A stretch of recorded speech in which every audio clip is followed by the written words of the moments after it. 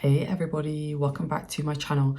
My name is Zara and today I am going to be walking you through the books that I read in the month of February and the books that I'm planning to read in the month of March. I apologise that it was only one video this week. The last couple of weeks I have had some personal things going on, and to be honest, I didn't really have the desire to film and I didn't really have the time to film either, because that always takes priority. But I'm back now, so let's run through the books that I read in the month of February. I read 9 books in the month of February. Some of the books were quite short, but there's a really nice mixture across genres, so let's jump in. So the first book I started at the end of January and then I finished, I think it was like in the first week of February.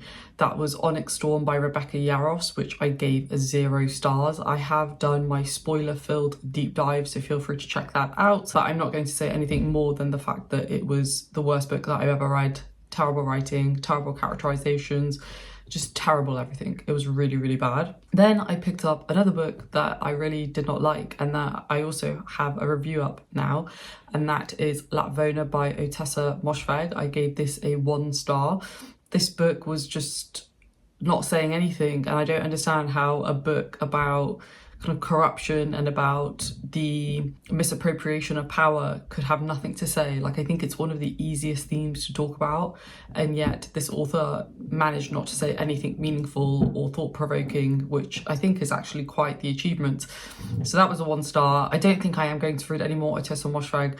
I have 0 desire, and I feel like these types of books are written purely just to get hype on TikTok, and those are the sorts of books that, let's be honest, I'm not really interested in. Then the next book that I read was a reread because I wanted to read the next volume as well, and that was Emma M. Lyon Volume 7 by Beth Brower. Obviously a 5 stars. I loved Volume 7 so much. It might actually be my favourite volume thus far, so it was really nice to read it again. I have also learned that Beth Brower really does sow these little seeds, and unless you're really paying attention, it's quite easy to forget them. So it was really great to read that again. Then I read a short story called No Longer Human by Osamu Dazai. He's a Japanese author, or was a Japanese author, and his works remind me a lot of Dostoevsky. They really talk about the human condition, but in a very kind of pessimistic way.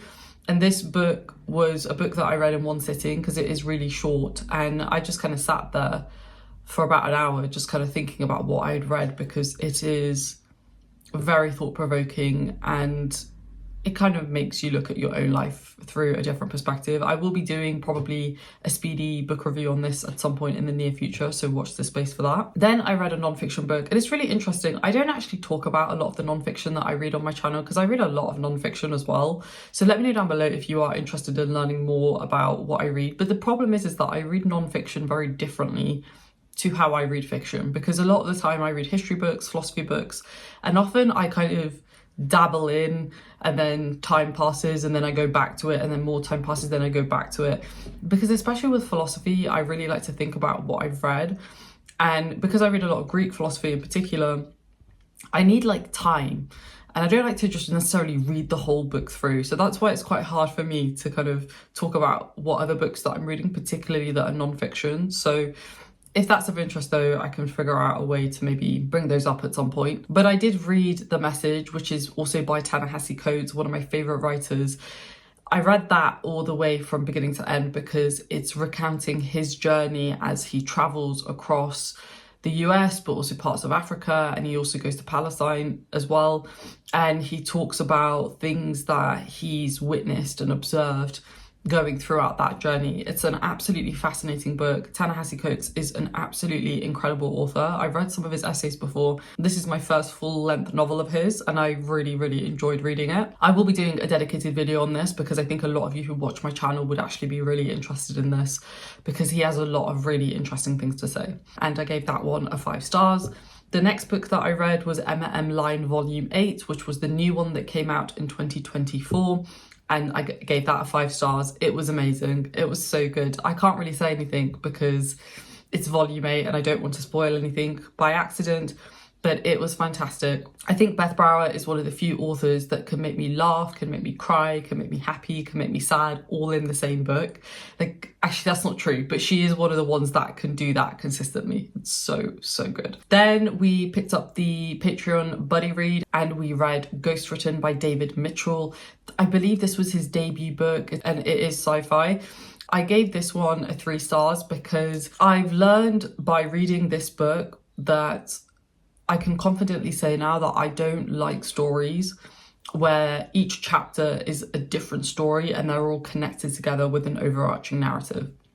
It's basically just like a short story connection, but they all kind of relate to one specific thing. I don't like that type of story. I think as a character-driven reader, I really love getting to know a character intimately. And I think with these types of stories, you rarely ever get that chance, or you, at least for me, I've read a few books in this style now, and I realise that I always have the same complaint, which is that there are certain characters that I like more, there are other characters that I don't care for, and overall, I don't really know these characters to the level of depth that I would typically like to. And so while I think he's an absolutely amazing writer, which he is, that type of narrative doesn't really suit me. But I will be doing a dedicated review on this, so watch this space, because I will go into a little bit more about my niggles and also what I did like about it too. We have 2 more left. Then I read a play. I do love plays, and I had a particular motivation for reading this play ASAP, and I'll come on to that in a second. But the play is The Seagull by Anton Chekhov, and I gave this one a 5 stars. It's fantastic. Similar to No Longer Human, I will do a speedy book review on this because I think a lot of people would really enjoy this, but it's really like not what I expected, but like in the best way possible. It's all about kind of the artist's struggle, and it's about how your identity can be connected to that. And I think as somebody who's, you know, only just kind of really started writing, it's quite nice to see that struggle kind of mirrored in my own experiences, my own limited experiences. So I really appreciate it for that. Chekhov also just writes characters really, really, really well. Like, you feel a real connection to them even just in the first act. And yeah, it was amazing. It was really, really good. I am actually going to see a theatre adaptation of The Seagull this week. I'm actually going the day after I'm filming this. So by the time this is out, I will have already gone to the play. And I'm really excited because now that I've read it, I know that the thematic work really appeals to my sensibilities. And then the last book that I read was a French book, and that is Old Goriot by Honoré de Balzac. And Balzac is an author that I couldn't actually believe that I've never read before.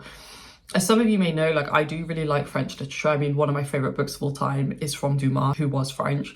And I think the French, with their literature, or at least the ones that I've read so far, like, I feel like with Russian literature and Japanese literature, it tends to be quite pessimistic, but I find French literature sometimes a little bit more optimistic. It was a really, really good read. I really enjoyed it. I gave it 4 stars. I really love the way that Balzac does descriptions. Like, I've said this before, I'm quite sensitive to kind of fluffy writing and lots of descriptions, but I think Balzac gets the balance really right. I will be doing a dedicated review on this one because I think a lot of you would like this. Really, really solid read. Cannot wait to read more by this author. And now let's go on to what I'm going to read in the month of March. So I've already actually read my first read, and I've also picked up my second read. So the first book that I read, which is also our Patreon buddy read, is James by Percival Everett. And I'm not going to say anything because I'll leave it to my next month's wrap up. But all I will say is that I was very pleasantly surprised. Then I am, at the time that I'm filming this video, I am reading The Lives of Locke Lamora by Scott Lynch, because honestly, I just want to see what the hype is about. And also I don't want to necessarily start a new series. And I've heard that you can read this one as a standalone. So I am currently reading that. I'm only about 20% in, so it's a little bit too early for me to say anything yet. Then on the rest of my list, I am buddy reading Master and Margarita Finally by Mikhail Bulgakov with Laurie and Mandy from my Discord. And as I've said before, because I was planning to actually read this when I was in New York, but I didn't end up taking it with me. I'm so excited to read this book. Really, really, really excited to read this book. Then I'm reading Prisoners of Love by Jean Genet, hopefully. I was also planning to take this with me to New York, but I didn't get to it because I was just really busy. And then I was also reading Onyx Storm. So I decided to kind of leave that one. Then I'm going to possibly pick up a historical fiction book called The Agony and the Ecstasy by Irving Stone. This is a book that I came across because I think I've mentioned this many times on my channel now, that I love reading non-fiction but also fiction, set in the kind of Renaissance era, and this is a book that follows Michelangelo, and it's a biographical novel of his life, so very much from the beginning of his life all the way up until the end of his life. And I just think it sounds like a dream, to be honest. Like, this is the sort of historical fiction that I really like, and I am actually keen to read more historical fiction because I used to love it as a genre in the past, but for some reason I just kind of stopped reading it. Fantasy kind of took the priority. But now I think we're going to kind of get back to that because I do love historical fiction as a genre. Then I have a couple of arcs. The first one that I have is Mists of Memory by N.C. Scrimgeour. This is the second book in the Sea of Souls trilogy, I think it's going to be. I talked about Sea of Souls when it came out. I think it was either last year or the year before that, and I absolutely loved it, and I'm so excited to see where the author takes the story next. The next arc is Dance With Me by Livia J. Elliott. I've also talked about one of Livia's books on my channel before. She's a really talented indie author, so I'm really excited to see what themes she's decided to explore in this book. And then the last arc is the final book in KJ Parker's new trilogy.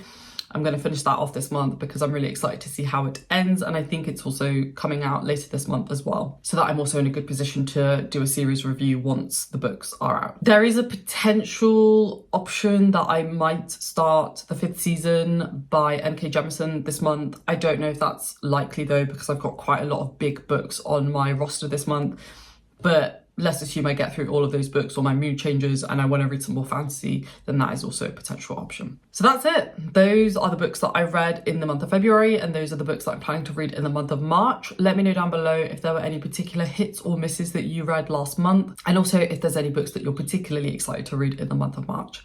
I hope you enjoyed this video, folks. If you liked it, please do give it a thumbs up and also consider subscribing, and I will see you in my next one. Thanks for watching. Stay safe, take care, and I will see you very, very soon. Bye.